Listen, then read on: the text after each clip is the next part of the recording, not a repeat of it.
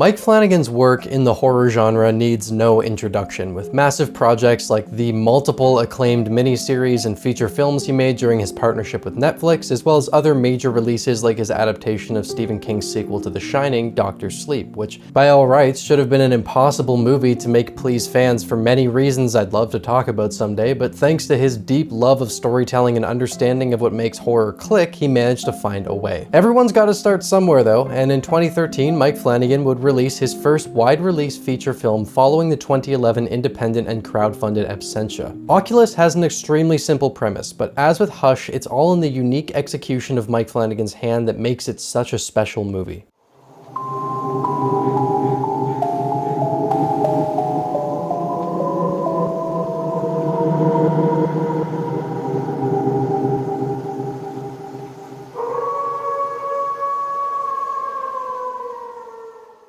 Good evening. My name's Evan and welcome to Rocklin Graves. After I made that video on Hush a while back, I had a number of people asking for coverage of more of Mike Flanagan's work, which I was glad about because I'm still trying to build up confidence for that Hill House video, and I figured it would make sense to go back to his first non-independent film and take a look at OCULUS, a movie I saw way back around the time it came out and then forgot it existed for a few years because I was quite a wee lad at the time. It's based off of an earlier short film Flanagan made called OCULUS Chapter 3, The Man with the Plan. Strangely enough, it's the only chapter that ever released in this saga that Flanagan and Jeff Seidman had planned out, with 9 chapters planned in total. They went for this one first because it was just one man in a room with a mirror, fitting the very low budget and allowing them to establish some of the history of the mirror, which would have been an important element throughout this OCULUS saga. The short was received incredibly well, and there was immediately interest from studios about having Flanagan adapt it into a feature-length film, but most of the offers were for a found footage adaptation, which Flanagan didn't want to do. It was written in the stars then that Intrepid Pictures would reach out asking to get going with this adaptation so long as it wasn't found footage, which was a perfect fit. Considering the very simple nature of that short film, Flanagan found himself struggling with how to turn that highly contained short film into a feature-length story, and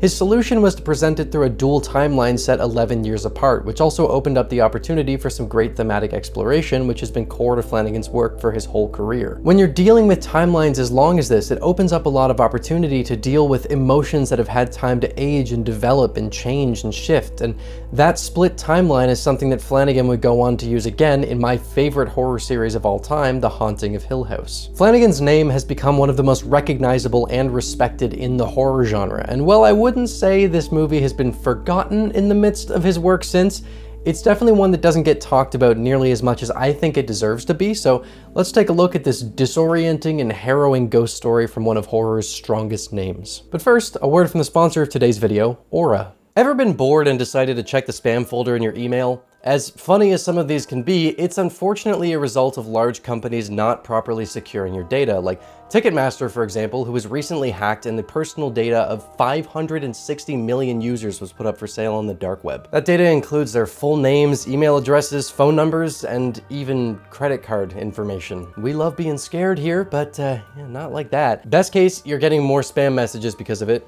Worst case, it's fraud, but don't worry because Ticketmaster said that the hack wouldn't have a, and I quote, material impact on our overall business.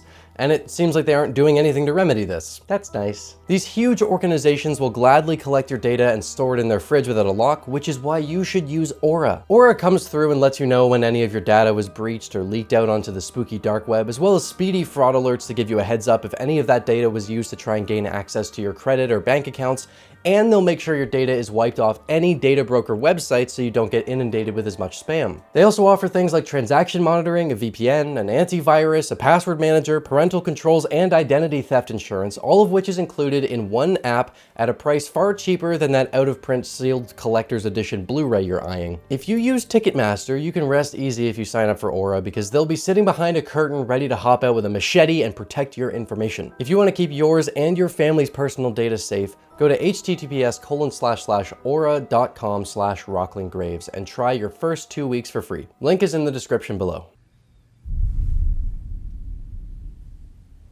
The film opens on a dream sequence from the perspective of one of the two main protagonists of the movie, and there's a lot of setup here with things that will get explained as the movie progresses. Tim has spent many years in a psychological hospital following a traumatic experience when he was a kid, and today's the day that he's being released. The plot of the movie is very simple and straightforward, and as was the case with Hush's simple premise, it's all in the execution of the story where Oculus justifies itself. The premise of a haunted mirror and traumatized kids is handled in some really interesting ways. One of my favorites being in how Tim and Kaylie were both convinced as kids that this horrible thing that took place in their house was brought on by some curse or entity in the mirror, but while Tim's been receiving treatment in the years since, Kaylie never did, so she's been left with the untamed memories of what happened, which creates a really interesting dynamic between the two early on. The moment Tim is released, Kaylie picks him up and begins unloading about how she's finally found the mirror after searching for a long time, and tomorrow they'll finally get to fulfill the promise they made to each other on that night. I love how clear it is that this night and the mirror have just absolutely consumed her life for years, because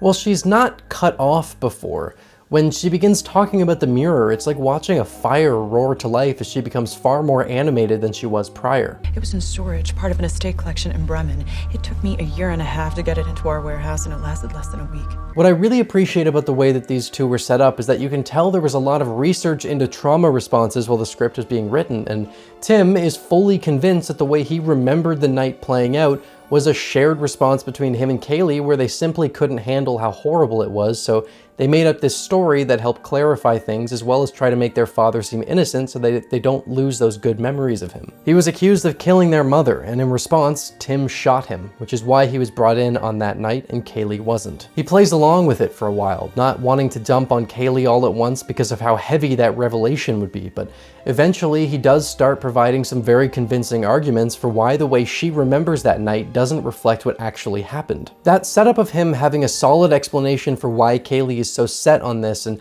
has it all so straight in her head is great, because the mind can be a very convincing thing when it doesn't want to remember something. If you spend so long in a place where rationality is being hammered over and over and over again, and you're taught to understand how these trauma responses work, you're gonna walk into this situation expecting her to say literally every single thing that she does, and there's some really great tension and what-ifs through the first act because of this. However, this was Flanagan's second feature-length film, and there are some things in the script where you can tell that this was early on in his career. Some of the dialogue early on in Hush could feel pretty strained and unnatural, but there wasn't much of it. In Oculus, the same problem is there, but there's way more dialogue, so it becomes a hell of a lot more obvious. Hey, little brother.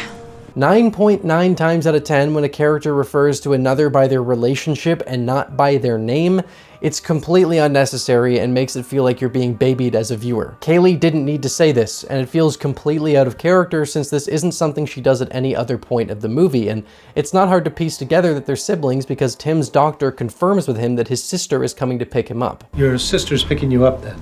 Even if that scene hadn't have happened, it would still be very clear what their relation to each other is because of the way the story is told. Thankfully, most of the writing isn't that on the nose, but there is another issue that I have with the script here. The movie is largely an allegory for repressed trauma and having the confidence to face the thing that traumatized you again, and that sort of thing should have a lot of emotional buildup as well as some fear of going toe-to-toe with the thing that stole your childhood from you. But Kaylie feels way too confident about destroying the mirror, and most of the time when she talks, she feels like the main character of an action movie getting ready to face down the man who wronged her. It's about to ship out to a new buyer, so we only have a few days.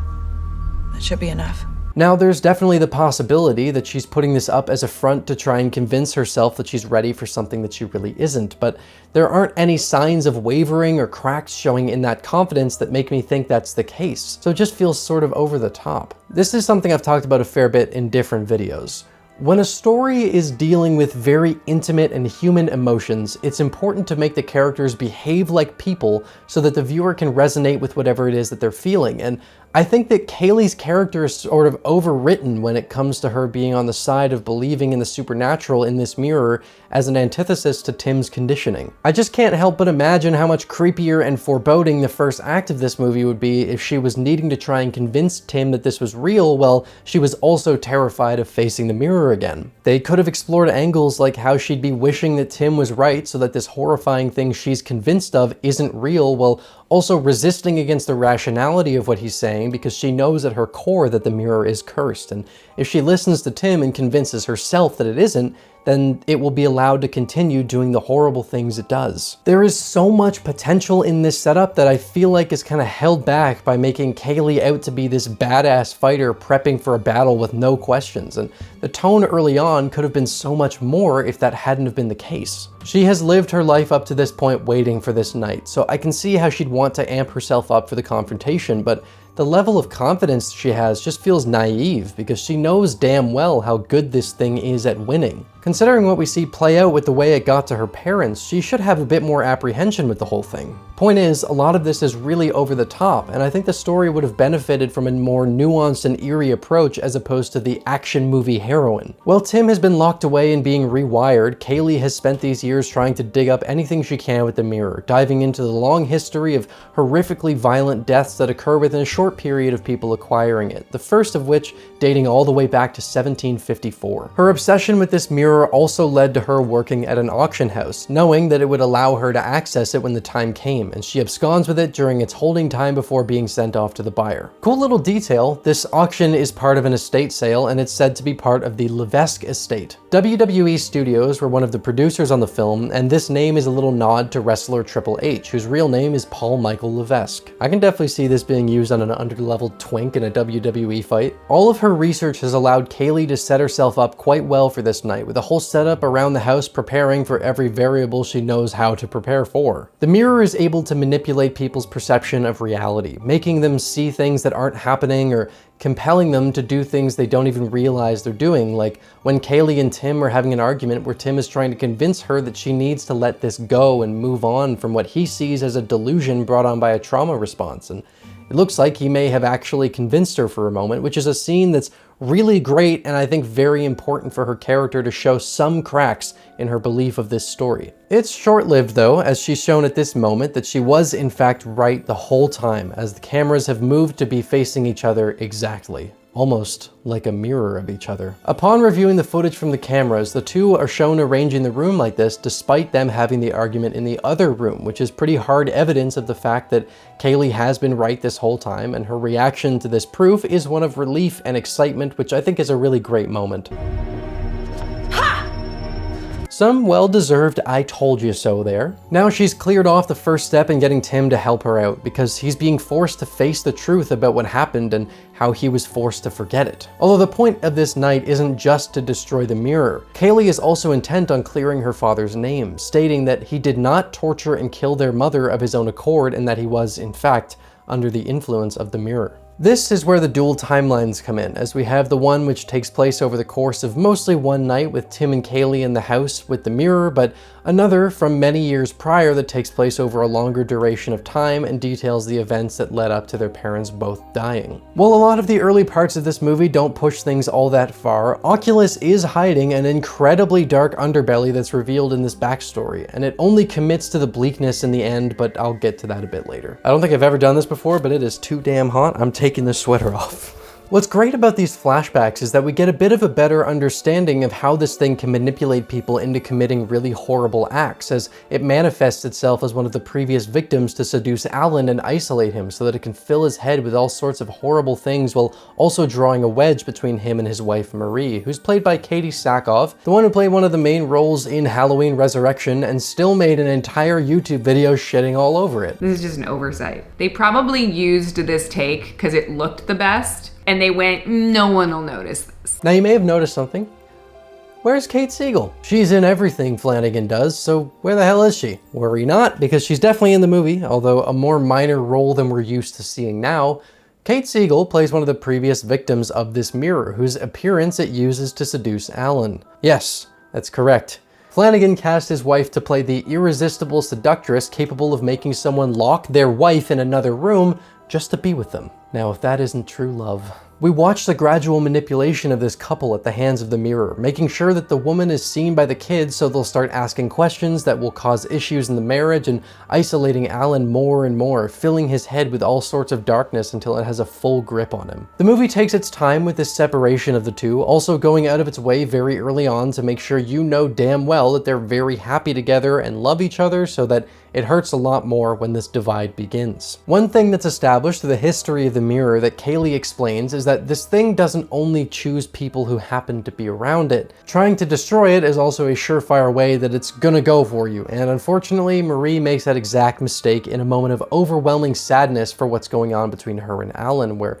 it sure as hell looks like he's cheating on her. She lashes out and tries to break the mirror, which immediately causes it to basically possess her and try to attack the kids. Flanagan is very good at filming chase scenes. He makes it feel like you're also running from whatever it is that's chasing the characters by only showing glimpses of the threat around corners or just before a door shuts, and it's really effective. This scene is hella creepy, and it gets to the point that Alan straight up has to choke her out to incapacitate her before he locks her away in the bedroom. Now at first, this seems like something that he's doing to keep the kids safe, but it's made clear later on that the mirror has gotten to him completely, and Marie is malnourished and abused, turned feral by the mirror's influence and the horrific conditions she's been living under. The reveal of what she actually looks like right now is a huge turning point in the movie's tone, and it's extremely impactful. Violence has been hinted at up to this point in that signature cringeworthy Flanagan way where he always manages to get right under my skin with the way he handles these moments, like when Alan is trying to pull a band-aid off of his finger using this nightmare contraption and then has a hallucination that he put it right through his nail, and that makes me want to throw up. Something similar happens with Kaylie when she's changing the lights in the house and places an apple and a light bulb next to each other. Picks up the apple and starts eating it, and then without showing what happens, we hear the awful crunching sound of glass and she completely freezes. The way this scene plays out is fantastic and shows a lot of understanding for how much more impactful the implication of certain things can be rather than straight up showing it, and allowing that realization to dawn on the viewer through just hearing that sound and then cutting to a close-up on the horrified look in Kaylie's eyes before panning down to her bloody mouth is just fantastic. I absolutely hate how good Flanagan is at drawing out these moments and making them feel as painful as humanly possible, and I love him for knowing how to do this. That's one of the most engaging parts of this movie. The characters really can't trust their perception of reality, and it's not like once they realize that they'll be able to navigate more reliably, because the mirror is aware that they figured it out and will use their knowledge of this against them. Like towards the end when Tim and Kaylie go outside to call 911 and await their arrival, but look back inside and see themselves standing in front of the mirror. Kaylie rigged an apparatus to the ceiling as a sort of safety measure, where if no one is there to restart the timer after 30 minutes, the thing will release and smash the mirror, which is really the only way to do it since the thing won't allow anyone to break it directly. So now they're in this really frightening situation where they're not sure if they're hallucinating going outside and are actually standing right in front of the mirror awaiting the release of the death trap, or if the mirror is making them hallucinate themselves standing in front of it to try and coax them into coming back inside to save themselves. This sort of thing makes it so difficult to ever feel comfortable while watching the movie because you can never be sure of what's actually going on, and Flanagan uses that angle to great effect. He uses your knowledge of that against you just in the same way that the mirror uses it against Tim and Kaylie. Another instance where that unreliable reality is used against us as the audience is when Kaylie is startled while in full defense mode and turns around, thrusting a broken shard into whatever it is, only to see her husband standing in front of her. The way that she's been verifying whether or not what she sees is real is by looking at things through a camera, since apparently those images can't be manipulated. So when she raises her phone and we still see Mike's body, it's a huge blow. Now, here's another instance where I feel like the script is kind of underbaked in some sections. We barely know anything about Mike. We meet him very briefly at the start of the movie in a work context, and then he'll call Kaylie every hour on the hour because she asked him to. I told him I'm nervous to be spending time with my recently unincarcerated brother with instructions to notify the authorities immediately if I do not answer the phone. But that's about all we get, and I don't feel like the scenes with him have anywhere near enough emotionality or demonstration of their connection to make this fully land in the way I think it was intended to. While Karen Gillan's performance does make up for a fair bit of this, I would have liked just one additional scene to try and build up their relationship more so that this has more of an impact. I also question why the mirror isn't able to manipulate Kaylie's perception of what she sees on her phone screen, or why she even bothered having Mike call since she straight up says it's only a 50-50 chance it was him or not anyway. There are some holes in the script, but nothing that destroys the overall point of the movie. Speaking of impact,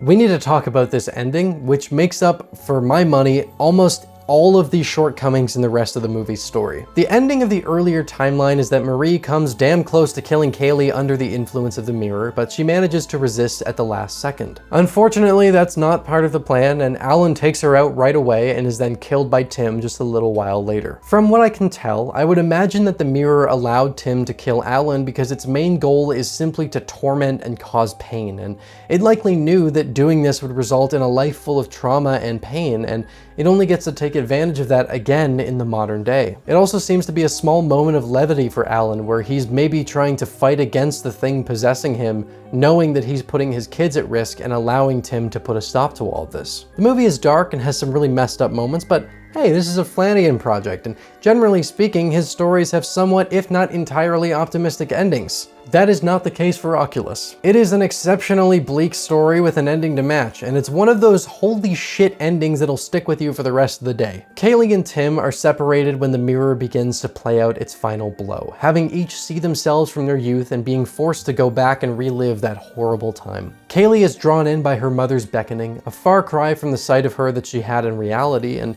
Tim is left alone in the room with the kill switch, ready to finally put an end to all of this.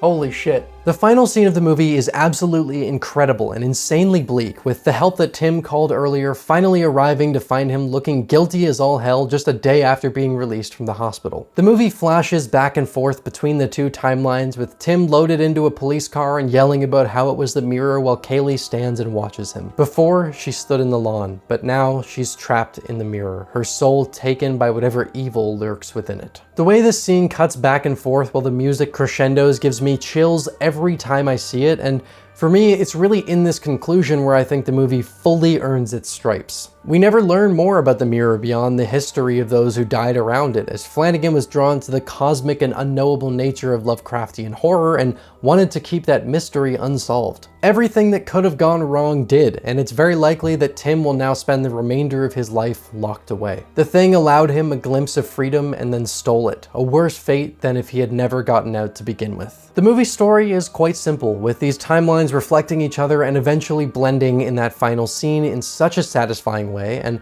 while the characters aren't very compelling and there are some holes in the script, the way this story is presented is so effective and bleak with a smack in the face for an ending, and the moment-to-moment content of the horror surrounding the mirror and the ways it manipulates people is so engaging. The way some of the more horrifying scenes are shot is so goddamn creepy, and there are some great artistic decisions, like how Alan's bloody hand is hid behind the door when the neighbor comes to check in on them, a great visual representation of how isolated the kids are in this nightmare. Aside from all that, there are just some straight-up good scares to have fun with, like the way Alan delivers this line. Is mommy okay? Go to bed.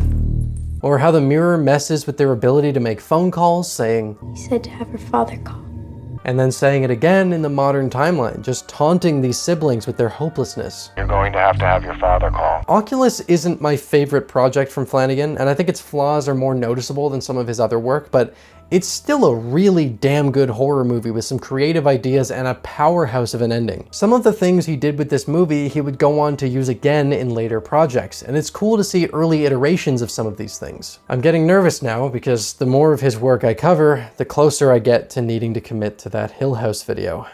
Thanks for watching through to the end. I hope you enjoyed the video enough that you want to see more, and if that's the case, consider subscribing and hitting the notification bell because YouTube can sometimes suck at recommending channels. A huge thank you to my wonderful Patreon supporters and YouTube channel members who are a massive help in allowing me to continue committing as much time as I can to making these videos. If you want to gain access to things like behind the scenes material or gain early access to my videos, consider supporting me on either platform. As always, thank you for stopping by Rocklin Graves. I hope you've enjoyed your stay.